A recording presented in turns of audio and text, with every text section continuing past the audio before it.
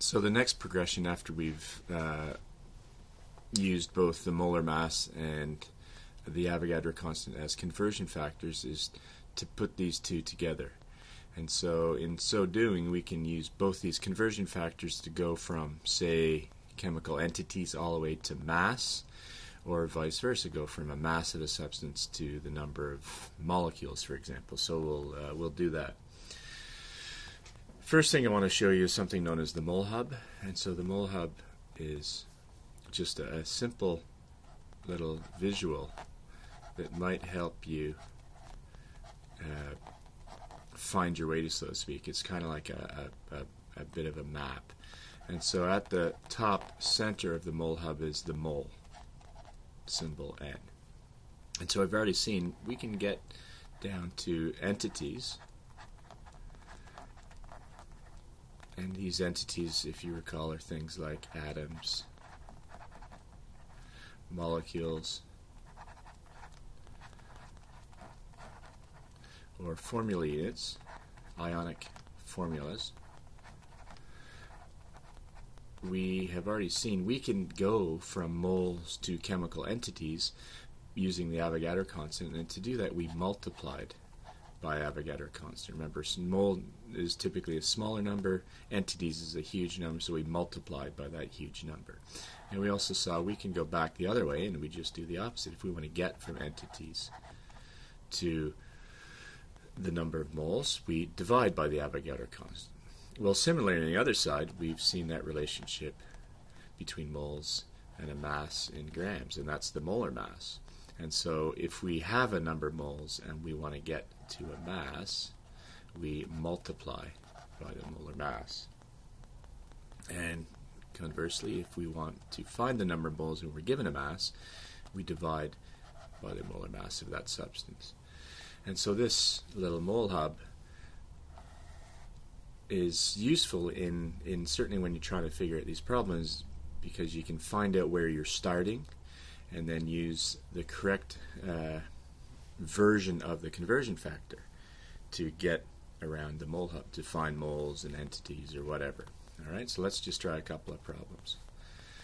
So here's a question: how many molecules are there in 0.75 grams of oxygen gas? And so there's the molar mass of oxygen gas, 32.00 grams per mole, and there's the Avogadro constant. And we're going to have to use both of those conversion factors. Those are the two conversion factors. So we'll do this in two steps.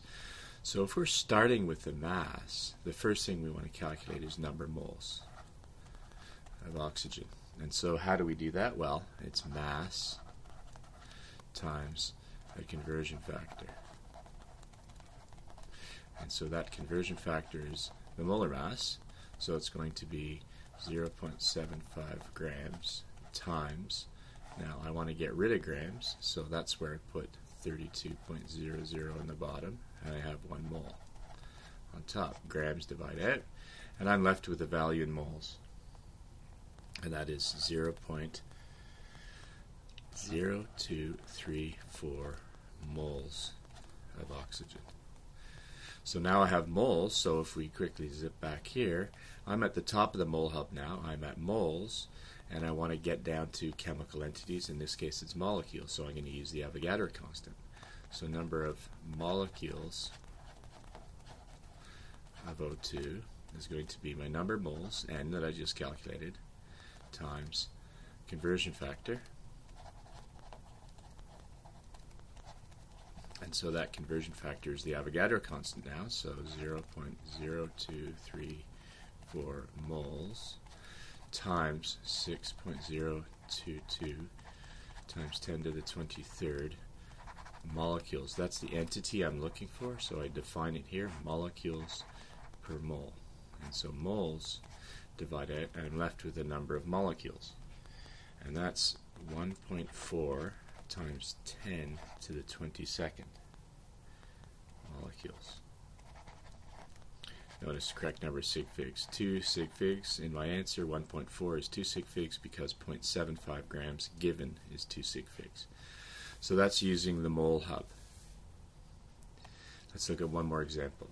So if somehow you could determine the number of formula units, the salt in the salt shaker, you might come up with a number like this, perhaps not, as we'll see in a minute. 8.723 times 10 to the 24th formula units in my salt shaker. What would be the mass of salt in that salt shaker? So I'm going to cover this one in one step. And so one step, again, what are we looking for? Mass. So mass of NaCl equals.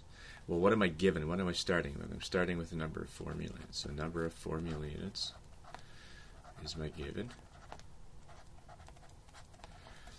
And I'm going to do this in equation form. So to go from formula units to moles, I divide by the Avogadro constant, and that's shown back here.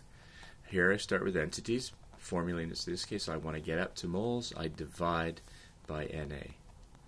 And so there I am dividing by Na. And to get from moles to mass in grams, I multiply by my other conversion factor, the molar mass. And so that's how you can show it. That's a formula equation. And I can now substitute and do the calculation. So 8.723 times 10 to the 24th formula units divided by my Avogadro constant, 6.022 times 10 to the 23rd. Units are formula units per mole.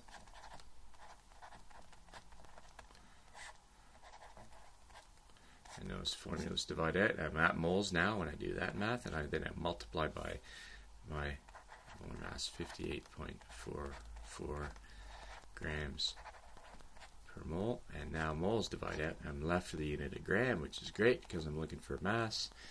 And the mass is, so the correct number for sig figs, 846.5 grams NaCl. That's a very large salt shaker if you have almost a kilogram of salt in there. Anyways, that's the use of the mole hub.